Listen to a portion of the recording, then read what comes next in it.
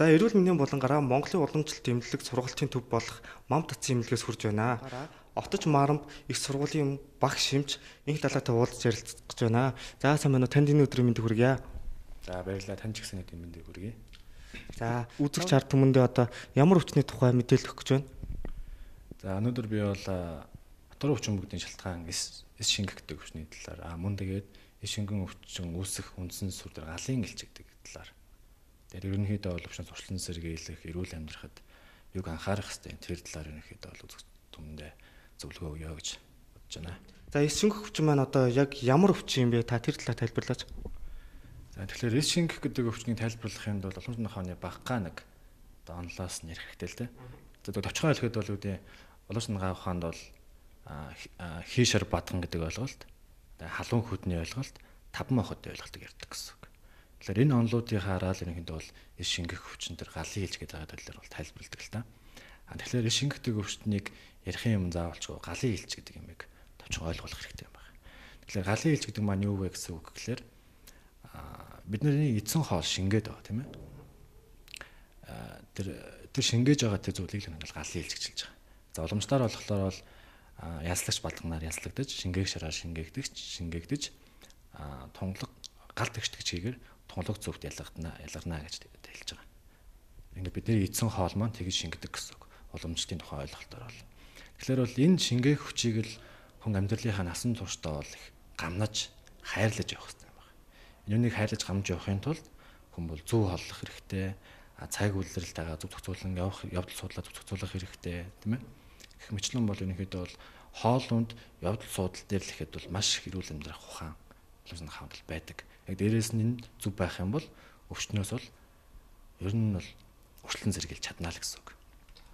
За буцаад тэгвэл хоёулаа одоо эс шингэх өвчний талаараа ярил л да. Энэ өвчин одоо юунаас болж үүсдэг өвчин бэ? За тэгэхээр эс шингэх өвчин үүснэ гэдэг бол саний миний ярьсан галын элж дөрөөцсноор эс шингэх өвчин үүсэж байгаа гэсэн үг.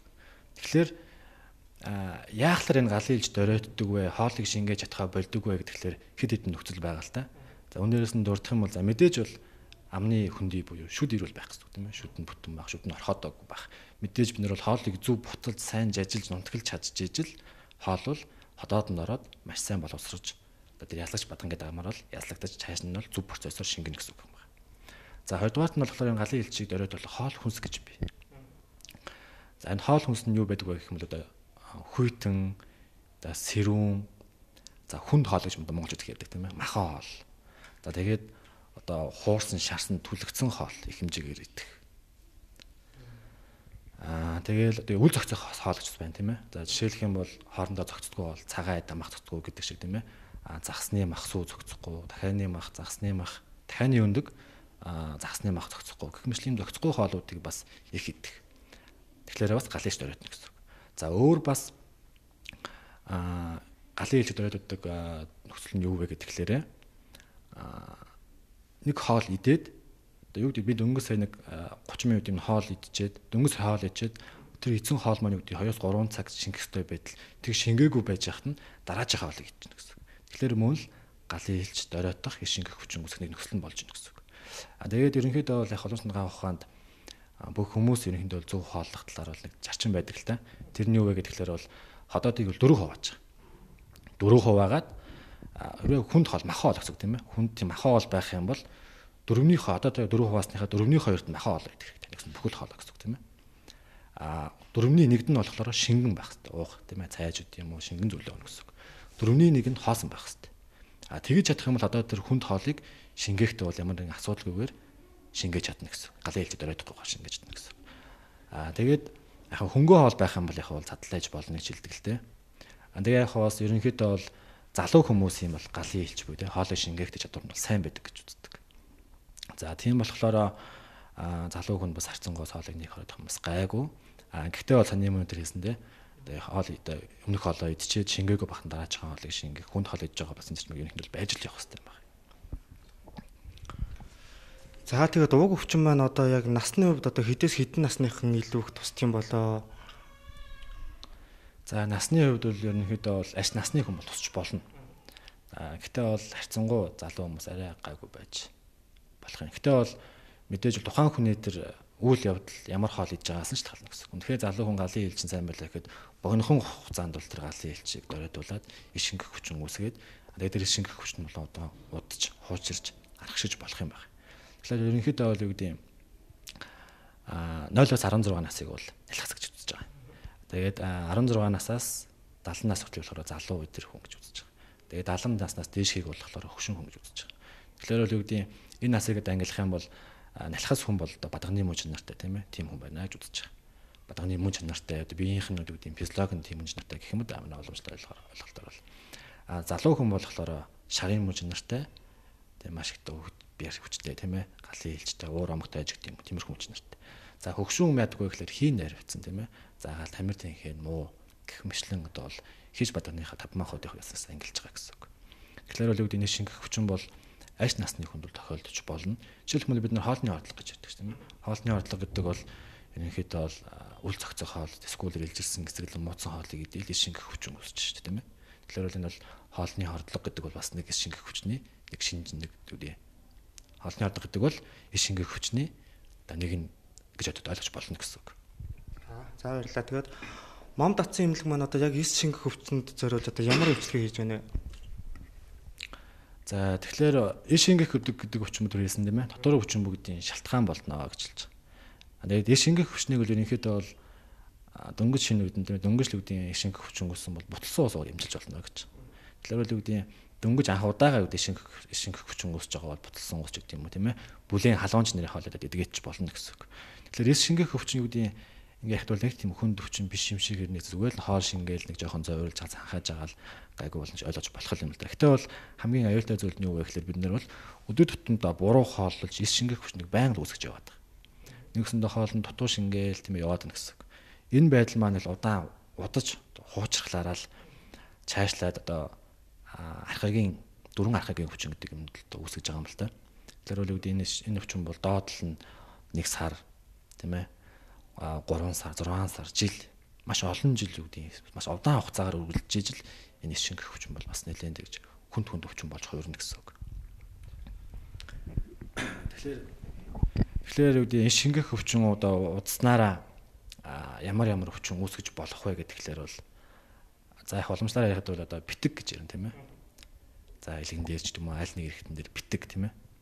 Битэг гэхлээр бол одоо ойлгож байгаа бах. Одоо жишээлбэл бол илгэн ус илгнээр нь уйлан хай байна гэдэг юм тийм ээ. Уушиг нь усцсан байна гэдэг юм. Эсвэл бөөр нь усцсан байна гэдэг юм. Гэх мэтлэн тийм ашуудлал үүсч болно. Эсвэл думаан битэгч гэдэг юм уу тийм. Тэгээд дээрээс нь одоо хаван гэж яддаг юм байна. Цайвар хаван. Шингэх хүчнээс бол шингэх хүчин усаа цайвар хаван гэхлээр үүсч болно гэж байгаа. За цайвар хаван гэхлээр бол нүд сэлхрэх, за шил бид нэр сэлхрэх тийм ээ. Одоо бид нар хавнах гэж яддаг ш тийм ээ. Энэ бол хамгийн хөнгөн хэлбэрийнх нь гэсэн. Шингэх хүчин бол үүсээд хөнгөн хэлбэрээр бас гайгүй шинэ үдэж гэдэг юм тийм ээ. Тийм гэж байна гэсэн. Тэгээд энүүд имжлэхгүй удаа явах юм бол цаашлаа сувг хаван, усан хаван тийм ээ. За усан хаван гэхлээр бол тэр чигээр нь биеэр нь бол усан хаван шар усгүй гэсэн үг шүү дээ тийм ээ. Тийм хүчин байна. Тэгээд ерөнхийдөө бол шингэх өвчин маань бол шинэ хуужин гэж ангилагдж байгаа. Тэгээд шинэ өвчин шингэхнийг эмчлэх чачмын нэг ондоо, хуужныг бас эмчлэх нэг ондоо. Тэгээд хуужсан шингэх маань бас цөв шингэх, тунгалах шингэх гэж явж байгаа. Тэгэхээр дөнгөж үүдийн ходоод нь хол боловсруулалтын шингэх үүсээд яваад удаж агаад тунгалах шингэх болоод тэгээ удахлаараа бүр их аюултай болж байгаа. Тунгалах шингэх гэдэг өвчин бол ерөнхийдөө бол илгэнд явагдана гэж үзэж байгаа. Байнга буруу хоолол хоол шингэхгүй баснаар бол тунгалах шингэснээр ерөнхийдөө бол эдэнээс тунгалаг үүснэ тунгалгаас цус үүснэ гэж байгаа. Тэгээд дамаа тагшаа цэл рүү ганхуу багдаг 7 цачим үүсэж байгаа юм л да. Ерөнхийдөө бол бидний эзэн хоолноос тунгалаг шимэгдээ тунгалаг болно тийм ээ. Тунгалаг одоо уламжлалт ойлгох тунгалгаасаа цус үүснэ гэж байгаа. Цуснасаа махнаасаа өөхнөөсөө яснаасаа чөмнөөсөө дусал үүснэ гэж байгаа. Ингээд бидний эзэн хоол ерөнхийдөө бол 7 хоногийн хугацаанд одоо бидний тэр өнгө зүсийг маань өнгөлөг байлгаад байгаа тийм ээ. Нүрийн анги маань өнгөлөг толгоор байлгаад байгаа. Тэр маш жижигхэн хэмжээгээр данчиг буюу хөвөө туслагддаг юм байна л үүсгээд байгаа. Тэгэхээр энэ процессд л даалдаг л гарч хамгийн ихний тэр тунгалаг шингэх буй тийм ээ. Тунгалгаасаа юу гэдэг цус үүсгэх тийм ээ. Энэ процессд л алдан гарснаар бол маш их хүндрэлүүд үүсч болно гэсэн. Тэгээд юу гэдэг тунгалагын шингэснээр бол хуйлрах, сарнах, дүүрэх, цуврах гэдэг дөрвөн архагийн аймаг үүснэ гэж үздэг л дээ. Тэгэл хавангийн одоо архагийн аймаг, битгийн хавангийн аймаг тэгээд тархаа гэхлээр бол энэ бол шингэх хүчнээс болоод цусаараа гэж ерөнхийдөө бол одоо гимтэй гэж ярьдаг юм тийм ээ. Тийм өвчин бол бүх үеийг тараад хор адил болно гэж үзэж байгаа. Яг үүрэг гэхлээр ходоо цанхаах гэл одоо өвчнүүд үүсч болно. Тэгээ ерөнхийдөө бол энэ өвчнүүдийн үед ямар өнөхий зовшин гэж байгаа л тийм ээ. Энэ өвчнүүд ерөнхийдөө л шингэх өвчин удаад хожихлаараа ямар шинжүүд илэрх вэ гэхлээр бол за мэдээж одоо хөтгөн хатаж болно. За ерөнхийдөө бол шингэх өвчин удаа шингэх өвчин үүсэд болохоор яадаг вэ гэхлээр галын иш зориодод бадхан сас аравдна гэж. Бадхан сас аравдснараа одоо хийг гүөх тэр сүв нөхөйдөг хаана гэж. Тэгэхээр бол хүн бол хөтгөн хатах. За тэгээд ходоод нь цанхаах тийм ээ. За хихрэх, эсгэлэн усаар гулгах гэж яриад тийм ээ. Бөөлж өгдөг. Ажаалах хүмүүс гэсэн бөөлжих, толгой эргэх, битэг гэл тийм ээ. Хүнд өвчин үүсч болно. Зөвхөн дөр одоо хоол шингэхгүй байснаас дулбаалал тэр нуудах юм бол бүр ингээл дэлгэн дээр хүртэл уйланхаа үүсч болох хэмжээний тийм ээ.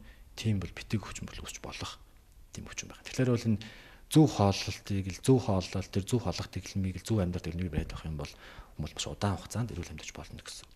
За уламжлалт дангаах ухаанд бүх өвчнийг бол төгс идгээдэг гэж ярьдаг. Тэгээд одоо яг уламжлалт дангаах ухаанаар одоо яг энэ уг өвчнийг яг төгс идгээхэд бол одоо яг ямар эмчилгээ хийх юм бэ? За бүх өвчнийг заяас харах юм биш л дээ бас. Ерөнхийдөө бол үүд уламжлалт тэгж яриад байгаа ойлголт нь болохоор уламжлалт дангаах юм бол хүний сэтгэл болон биеийг нь хамттан нэмжлдэг талаа хамгийн гол шалтгаан байгаа. Уламжлалт дангаах бол ерөнхийдөө бол хүний өвчний шалтгаан бол биед нь байна гэж боддог. Өөрөөр бол сэтгэл бол хүний өвчин үүсэх холын шалтгаан гэсэн үг. Тэгээд одоо ойрын шалтгаан болохоор хүний биед байдаг хийшэр бадганы дүн болохоор ойрын шалтгаан болж идэг гэсэн үг. Тэгэхээр бол энэ үнийг ерөнхийдөө бол шингэх өвчнөд ярихад бол шингэх өвчнийг бол төгс эмчилж байгаа нөхөр хамгийн бүрэн боломжтой. Яг л энэ өвчин бол өвчин бүгдийн дотор өвчин бүгдийн шалтгаан болж байгаа тийм ээ. Тэмцээнд бол маш олон өргөн эмчилгээ байгаа. За хоол ундын зохицуулахаас ахгуулаад тийм ээ. Улиралтай зохицуулж хооллохоос ахгуулаад. Тэгээд маш зөөлөн зөөлөлтэй эсвэл шингэх галын хэлцийг сайжруулах маш олон юмнууд байгаа. Ер нь бол уламжлалтын эмчнэр бол эм бичгтэй тийм ээ жор бичгтэй бол тухайн хүний үндсэн шалтгаанд нь бодож эм бичдэг гэсэн үг. Тэгээд таван махуудаас бодно гэсэн үг тийм ээ. Жишээлбэл элгэн нүвцэн байгаа бол элгэний дайсан махууд нь юу, нөхөр махууд нь юу, их махууд нь юу гэх мэтлэн бол маш их хэмиг бодож тухайн дээр шалтгааных нь эсрэг, шин тэмдгийнхэн эсрэг тийм ээ. Маш их хэмиг бодож ээж бол ерөнхийдөө бол эмч жороо эмчилгээ хийдэг гэсэн үг. Тэгэхээр энэ шингэх гэдэг өвчин бол яг шинэ үед бол хацангуй байгуул. Тэгээд хууж ирсэн үедээ бол эмчилгээд бол нэлээд бол дахиад бас өөр өвчин үүслэх. Үнгийн шингэдэг дөнгөж эхэлж байхдаа дөнгөж шингэх хоол шиг шингэх байсан бол хуучраадуудад арах гişнаа гэдэг чинь бол дахиад бүр шинэ төрлийн өвчнүүд үүсчихнэ гэсэн. Тэгэхээр бол энэ дээр бол эмчилгээний зачмд бол нэлээд бол нарийн болж ирнэ, гүнзгий болж ирнэ. Тийм болохоор заавалчгүй мэрэгжлийн эмчд хандж үзүүлж яж байгаа нэгэд бол эмчилгээг нь бол сонгоно. Тэгээд тухайн хүн болгонд ерөнхийдөө бол бас адилгүй. Ер нь бол уламжлалт дангаах ухаан бол хүн болгонд дараалж адилхан эмчилгээ хийдэг. Тухайн хүнд нь тохирсон эмчилгээ хийдэг. Жишээлх юм бол чи бит хоёр юу гэдэг тийм ээ шингэх хүчнэр үүссэн байлаа гэхэд чиний арай хийж найрвцсан байж болно тийм ээ. Эсвэл миний бадхан арай авирцсан байж болно. Тэр бүгдийн судас шээс тэр уламжлалт аргаараа оншилж агаад бит хоёр адилхан өвчин байгаа ч гэсэн бит хоёрт өөр өөр юмэр эмчилж болох байхгүй. Тэрвэрэл энэхэд уламжлалт дангаах юм бол бас хүмүүс бас төгс гэж ярьдаг болов уу гэж би бодож байна да. За бидэнтэй ярилцаж үзэгчдтэй зөвлөгөө өгсөн инх талаа эмчтэй баярлалаа. За баярлалаа. Тэгээд би сэтгэл эрүүл бас бидний жаргал тэр болоо гэж хэлээ да. За ТV1 телевизийн содон нэвтрүүлэг маань үргэлжилж байна.